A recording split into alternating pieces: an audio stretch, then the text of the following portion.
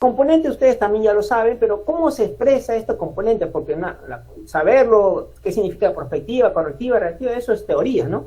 ¿Cómo se manifiesta en los hechos?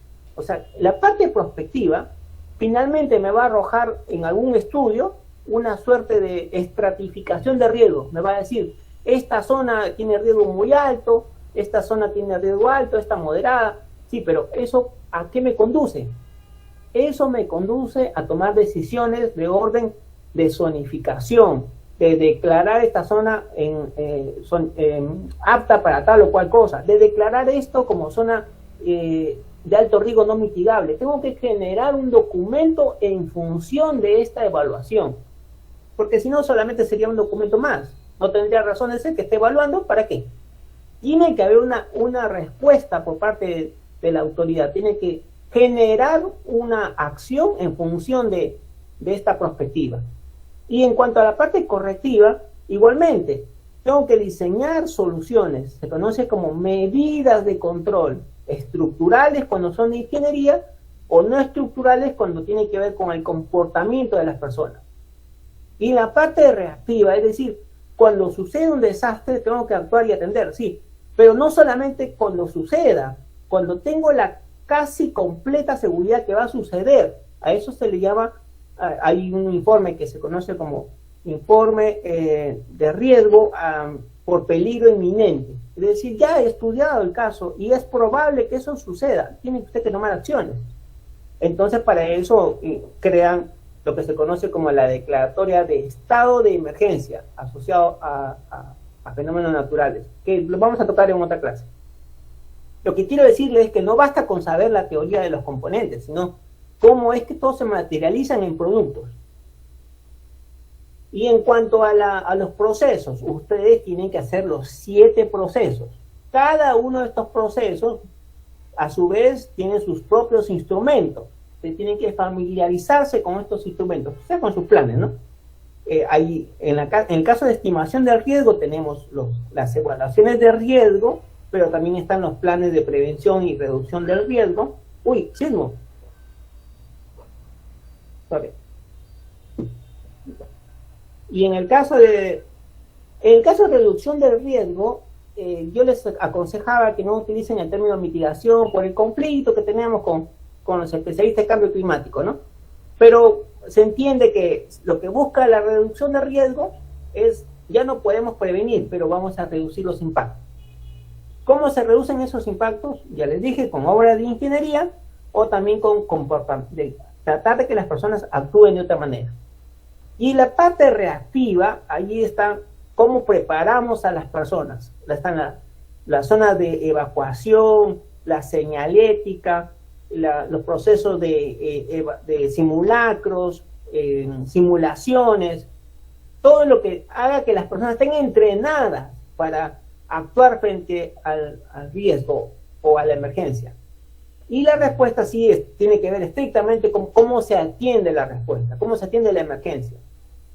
La rehabilitación, me imagino que conocen, y si no, es todas aquellas orientaciones o acciones que buscan recuperar el servicio lo más pronto posible. No vamos a recuperar todo el servicio, pero sí aquellos que son, digamos, críticos. Hay que tener claro cuáles son aquellos servicios críticos que se tienen que recuperar lo más pronto posible. Cuando hablamos de pronto posible, estamos hablando de 3 días, 4 días, una semana.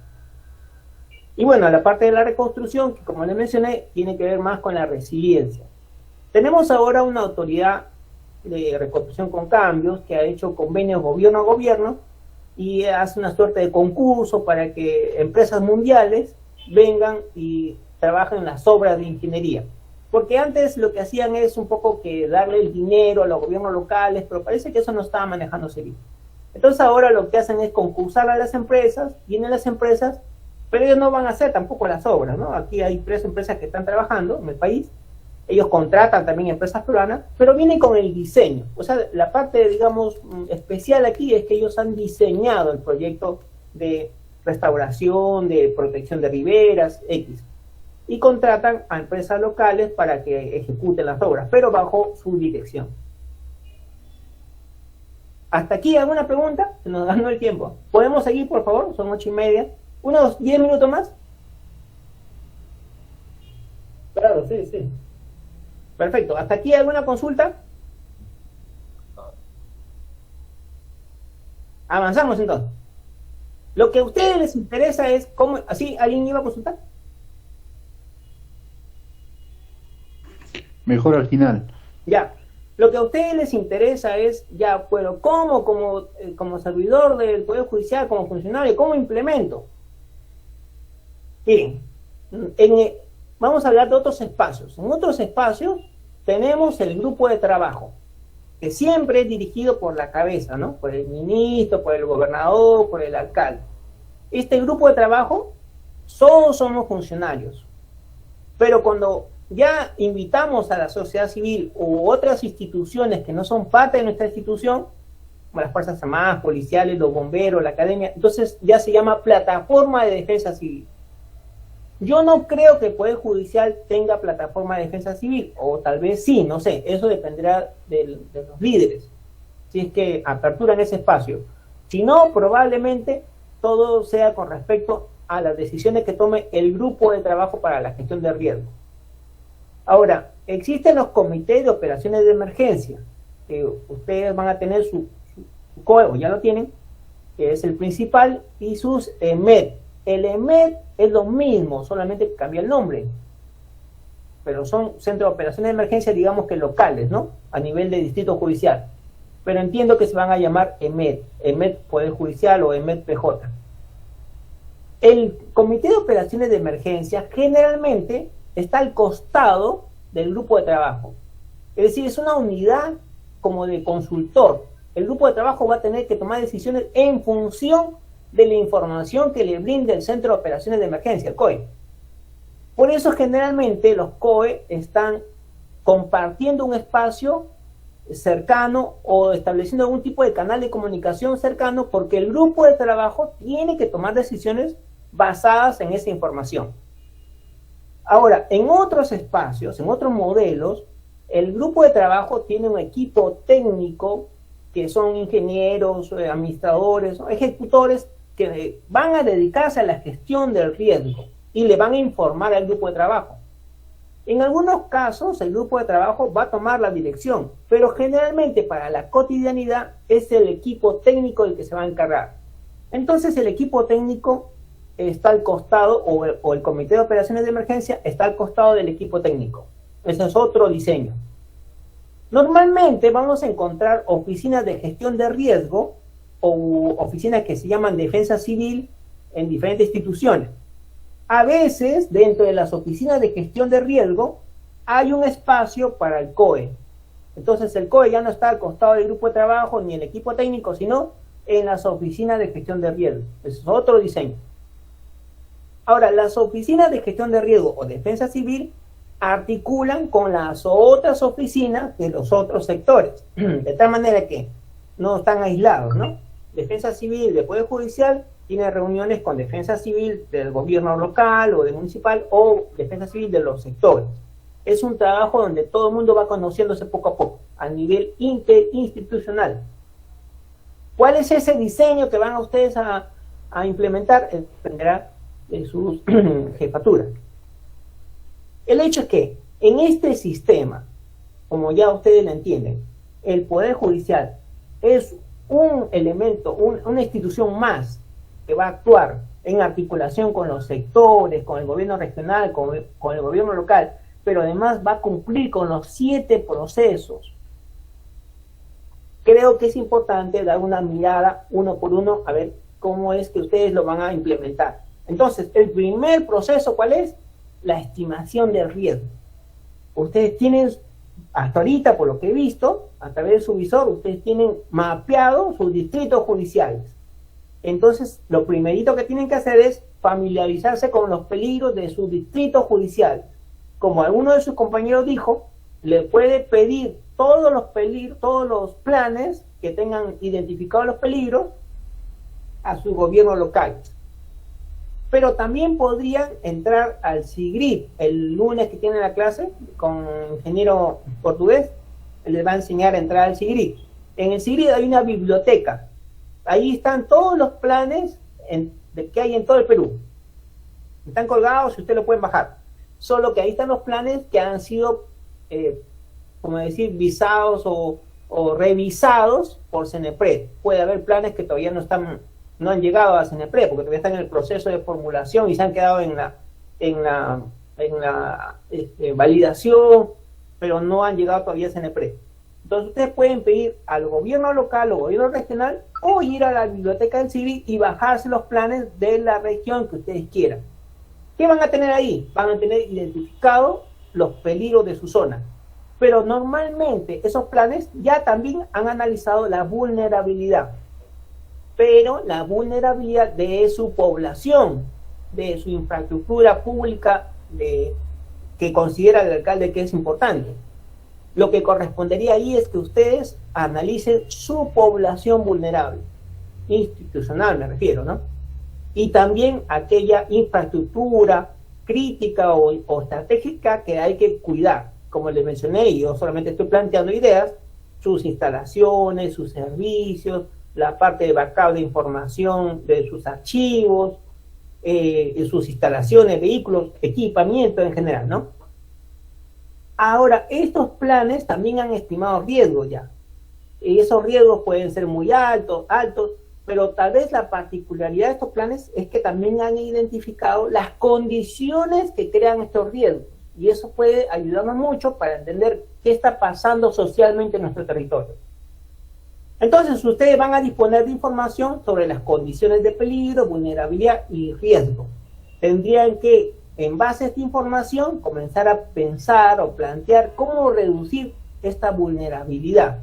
Ahora, vulnerable también se puede desagregar en dos aspectos, en fragilidad y resiliencia. Fragilidad generalmente se refiere a esa condición de quebrarse, de afectarse, de romperse, ¿no? O sea, es frágil aquello que rápidamente va a ser impactado por el desastre, que generalmente son las casas, como mencionó su compañero, no tienen los cimientos adecuados, el suelo no es propicio, entonces ahí es frágil. Y la resiliencia se refiere a esa capacidad de la población de recuperarse prontamente de un impacto. A veces es por cuestiones económicas, a veces es porque tiene conocimiento de actuación, tiene la capacidad de salir de la línea de exposición pronta, entre otras, ¿no? Bueno, entonces ustedes en su jurisdicción, para cumplir el primer proceso, que es la estimación de riesgo, tienen que rápidamente obtener información respecto de las evaluaciones de riesgo de su jurisdicción o de los planes de prevención y reducción de riesgo. Esta información la bajan del CIGRI. Eso es el lunes que les van a enseñar el ingreso al CIGRI, y si no, es intuitivo, ¿no? Ustedes pueden entrar al CIGRI y comenzar a buscar esa información para identificar los peligros a los cuales ustedes están expuestos o afrontan en su jurisdicción judicial. Hay algunos informes, a veces no hay información ni de VAR ni de PPR, pero puede haber riesgos por peligros inminentes, y esto lo encuentran en los informes de INDECI. Esto no está en CENEPRED, sino en INDECI. Pero también hay estudios de riesgo que ha hecho pues las universidades, algunos muchachos han hecho su tesis en función de estudios de riesgo. Por tanto, si ustedes tienen una cercanía con alguna universidad en su ámbito jurisdiccional, yo creo que también corresponde conversar con su rector o decano o su encargado de investigación para comenzar a levantar esa información y que no se queden los anaqueles de la universidad, ¿no? Sino que sean utilizados, por ejemplo, en el Poder Judicial.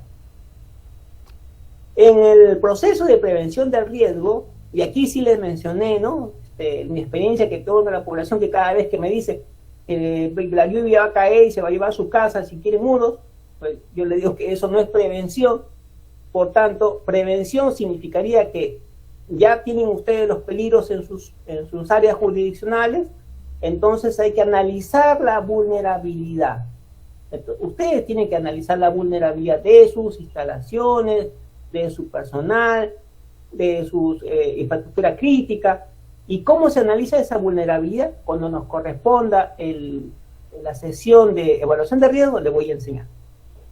Muy bien, entonces aquí lo que tenemos que tener claro es lo siguiente. Cuando yo digo prevenir, estoy diciendo evitar la exposición. O sea, no debo estar expuesto o debo reducir mi exposición al mínimo. y entonces yo puedo decir que estoy haciendo prevención.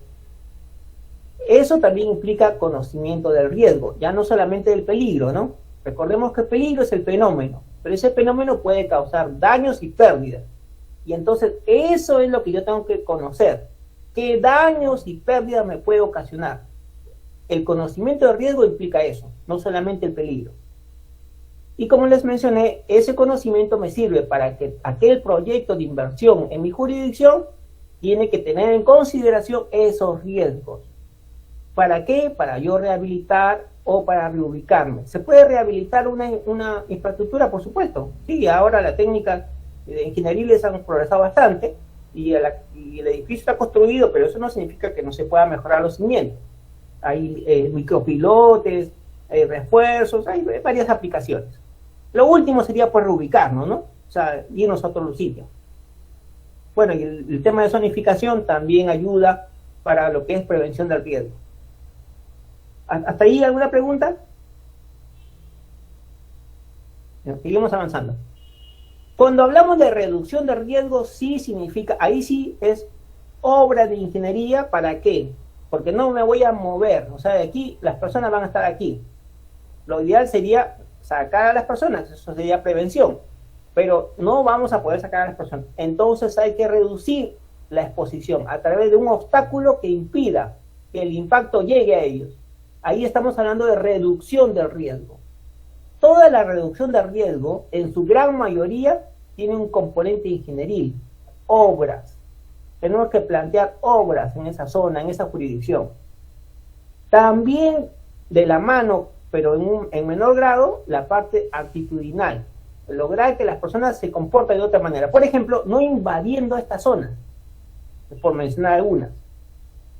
También existe el traslado de riesgo. ¿Qué significa el traslado del riesgo? Implica hacer uso de las pólizas de seguro. Ayer o en la clase anterior algo tocaron del tema, pero existen empresas aseguradoras que, bueno, tienen pólizas para riesgos. A nivel de gobierno a gobierno se puede adquirir esas pólizas asumiendo de que existe una posibilidad de pérdida. Y llegado el momento, si sucediera eso, bueno, pues el seguro cubre, ¿no? Es una posibilidad. Habría que ver en qué servicio van a cubrir, cuánto es la póliza, cuánto es la cuota. Y bueno, si también existe esa posibilidad de que va a existir ese impacto y no puedo mover mucho a mis expuestos, a pesar de que desarrolle infraestructura de protección, tengo que asumir que existe un riesgo residual y por tanto tengo que generar un componente o un presupuesto de contingencia. Es decir, tiene que haber un presupuesto destinado para estos momentos, para que no nos coja desprevenidos. Entonces ya eso es de la parte económica, ¿no? En cuanto a la preparación frente a emergencias o desastres, aquí sí ya me olvido de los peligros porque ya los he identificado. Aquí tengo que hablar sobre los riesgos, tengo que estimar los riesgos, cuánto se va a perder y cuánto se va a dañar. Y entonces hago una suerte de escenario de riesgo, planteo una posibilidad de una emergencia que podría suceder. Y aquí se plantea mejorar la capacidad de respuesta del personal, del equipo, de la población. Entonces, entrenamiento. Aquí es entrenamiento. Y existen los planes de operaciones de emergencia que les puedo pedir también a los gobiernos locales que me faciliten su plan de operaciones de emergencia. No lo tienen muchos, la verdad, muy pocos, pero bueno, pidámosle. Pero también puede haber los informes de riesgo por peligro inminente que sirven para la declaratoria de emergencia. Ahí también nos va a decir determinadas posibilidades de afectación. Eso es información muy útil para esta parte. No existen planes de operación de emergencia, no hay informes de riesgo. Bueno, entonces recurramos a los informes técnicos. Todas las municipalidades tienen responsables en la Oficina de Defensa Civil o Gestión de Riesgo, como se llame, y ellos emiten informes técnicos. Miren, para emitir una evaluación de riesgo, tiene que ser firmado por una persona que tiene registros en el PRED. Obviamente no todos tienen ese registro, entonces eso es como decir una barrera de entrada. Algunos profesionales tenemos ese registro y podemos firmar estos estudios. Si no tienes ese registro, no lo puedes firmar. Y en el caso de las declaraciones de estado de emergencia, piden que lo haga un especialista con demostrada competencia en este tipo de instrumentos. En cambio, los informes técnicos solo te piden que seas un profesional colegiado. De alguna manera se entiende porque está preparado para hacer estos informes. Por eso se titulan como informes técnicos. Si usted no tiene ni colegiatura, por lo todavía no tiene el título, entonces solamente tendría que hacer un informe. No le ponga la palabra informe técnico porque estaría incurriendo en una falta. Ya, esos instrumentos nos pueden servir como insumos para desarrollar la capacidad de respuesta. Bajo simulaciones son ejercicios de los funcionarios. Y simulacros ya es con una población mayor, ¿no? Los funcionarios, los servidores, la población. Lo importante es que tengo que tener claro cuáles son las rutas de evacuación en mi instalación, por dónde van a salir las personas, tengo que medirlas, tengo que establecer el punto máximo, el tiempo que va a tardar, el aforo, una serie de consideraciones. Determinar cuáles son las áreas seguras internas y también externas, de tal manera que reduzca la posibilidad de daños o afectaciones. En el caso que se pierda todo, ¿dónde va a ser mi albergue? O si el gobierno local o regional tiene destinado un punto de albergue, o por lo menos una aproximación a dónde podría ser el albergue. Y también, por supuesto, como alguien mencionó, todo aquello que ayude a tener un aviso previo de algo que va a suceder. Eso se llama alertas. En el caso del proceso 5, respuesta, ahora sí, la respuesta frente a la emergencia o desastre, ya tengo también una estimación del riesgo, ya tengo ahora, a diferencia del anterior, ahora sí tengo que hacer un escenario de emergencia. Tengo que considerar que puede pasar algo y entonces hay que entrenar a los funcionarios y sobre todo al grupo de trabajo, aquí sí entra el grupo de trabajo, a cómo se conforma su comando de incidente. Comando de incidente es un término que suena así como militar, ¿no? Pero lo que consiste en que la cabeza, el responsable, convoque pues a sus funcionarios y les oriente sobre las acciones frente a la emergencia. Tiene que saber, pues, ¿no? Tiene que estar preparado. Pero usted se va a encargar de la seguridad de las personas, usted de dotar de alimentación o agua o el servicio de salud. Ustedes coordinan con fuerzas policiales para el orden y ustedes para los kits de abrigo, en fin, o sea, delega. Eso tiene mucha articulación con el COE, tiene que estar de la mano con el COE o con los CEMET, que le brinde información. Lo primero que le va a decir es, en este momento pasó tal cosa y hay tantos afectados.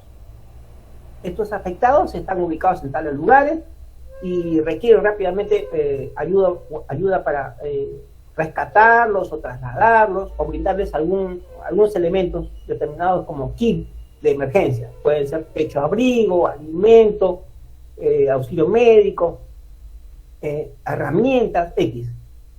Luego tiene que haber una primera respuesta. La articulación con la primera respuesta generalmente es de la mano con los brigadistas.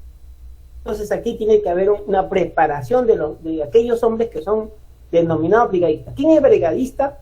Es un servidor público que ha sido preparado en ello, ¿no? Si no es un servidor público, no es brigadista, ese es un voluntario. Por eso utilizan el término de brigadistas comunitarios, que significa pues un personal que es un voluntario en realidad, ¿no? Brigadista es aquel que trabaja para la institución y ha sido preparado dentro de la institución para estos momentos. Normalmente se les prepara, se les nombra y se emite una resolución donde se consignan sus nombres y se les da la cualidad de brigadista. ¿Por qué es eso importante? Porque los recursos del Estado no pueden ser destinados para alguien que no trabaja en la institución. Es decir, en el caso de los brigadistas, se destinan recursos porque se entiende pues que van a ser beneficiados por el aporte que brinda esta persona, ¿no? En la función de brigadista. Cuando no es de la institución, es un voluntario, pues la normativa no permite que destine fondos para quien que no va a ser revertido en la institución. Bueno, y entonces esto se articula con otras actividades. Existen también las evaluaciones de daños que son conocidos como EDAN Perú, y el COE tiene que tener un personal preparado para hacer este levantamiento de información en campo. En síntesis, lo que busca este proceso es desplegar todos los recursos para afrontar la emergencia, pero de una manera efectiva y práctica, ¿no? El instrumento es el plan de contingencia.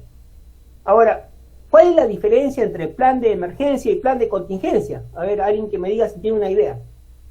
Porque se parecen mucho, ¿no? Plan de emergencia, plan de contingencia. ¿Alguien tiene una idea de la diferencia?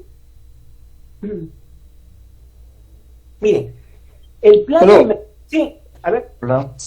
Sí, le escucho. Le escucho. Ya, el plan de emergencia es el que ya está establecido. En caso de que se agote, pues recurrimos a un plan adicional, Ya. que es el plan de contingencia. Ya, va por ahí. ¿Otra? Buenas noches. El plan de emergencia es lo que está condicionado a una situación en sí, y el plan de contingencia a una locación. Podemos decir que un plan de emergencia, en este caso, los planes de evacuación de sismo, que son ya netamente el asunto, y el plan de contingencia es lo que se debe hacer, el antes, como considerando que no está dentro del hecho, dentro del acto. Ok. Bueno, también va por ahí. Miren, les explico. El plan de emergencia es, digamos, son los protocolos de actuación de manera general.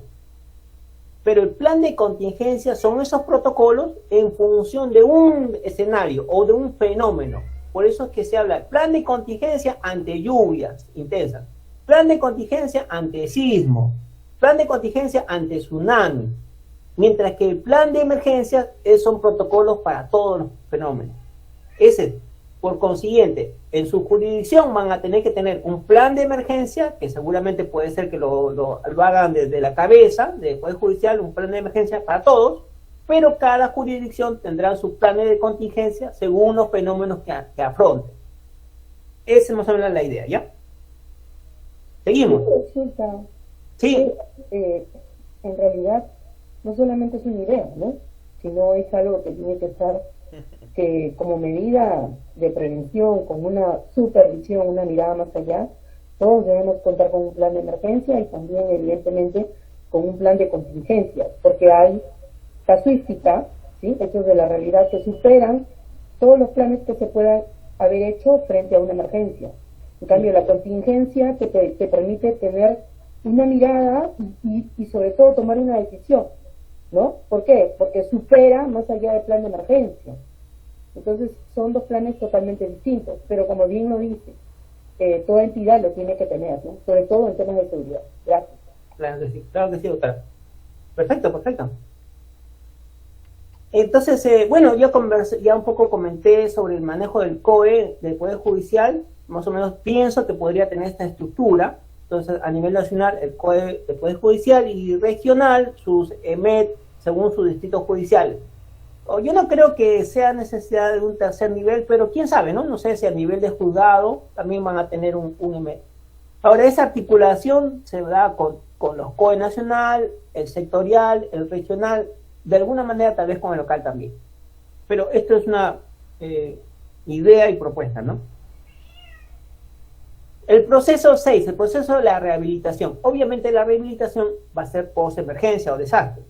Entonces ya estoy bien familiarizado con el tema de los peligros, la vulnerabilidad, la estimación de riesgos, pero ahora lo que tengo que hacer es reactivar los servicios lo más pronto posible. Entonces aquí tenemos lo que se conoce como el plan de continuidad operativa o el plan de rehabilitación de servicios. No todos los servicios, sino aquellos servicios que son vitales o estratégicos. Y aquí el Comando de Incidentes, el Grupo de Trabajo, el COE y los EMET articulan con la gerencia de los que brindan estos servicios que necesito o mis propios servicios en mi institución. Y en cuanto a la reconstrucción, en el caso de ustedes, en la reconstrucción, no creo que entren en el tema de reconstrucción con la Autoridad de Reconstrucción con Cambios, sino yo creo que ustedes van a tener su propia unidad de reconstrucción y eso va a estar en función de la infraestructura que ustedes quieran implementar, o en algunos casos simplemente IOR, o sea, inversiones operativas para ampliar, para rehabilitar o remediar. esos escenarios son post-emergencia, ¿no? Pero desde el punto de vista estratégico, pensando, ya asumiendo determinada emergencia, ya se van diseñando aquella infraestructura que es necesaria construir o implementar. O en el caso de los IOAR, aquellas unidades productoras que van a tener que ser reparadas, rehabilitadas, luego de un desastre. Bueno, y todos los planes de gestión de riesgo, tanto los específicos por proceso como los que se articulan con estos procesos, deben estar coherentemente articulados con los planes sectoriales y territoriales que ya existen. Y sobre todo por esa cadena que yo le mencioné de planificación que va desde el Plan Nacional Estratégico hasta el que ustedes implementen. ¿Hasta aquí alguna pregunta, compañeros, compañeras? Creo que la participación ciudadana, dada el horario, lo voy a llevar para la próxima clase que tenga con ustedes, de tal manera que no lo llevemos de manera apurada. ¿Están de acuerdo? Excelente. Perfecto. Doctor, correcto, ingeniera, correcto. Ahora más bien vamos al tema de las consultas, si hubiese alguna duda, alguna consulta, alguna inquietud. Ha sido una sesión muy intensa, la verdad, nos ha tomado bastante tiempo. Sí, permítame, con buen ánimo, ¿no? Si hubiera un modelo de plan... Aquellos unidades, compañeras. Creo que la participación ciudadana, dada el horario, lo voy a llevar para la próxima clase que tenga con ustedes, de tal manera que no lo llevemos de manera apurada. ¿Están de acuerdo? Excelente. Perfecto. Doctor, correcto, ingeniera, correcto. Ahora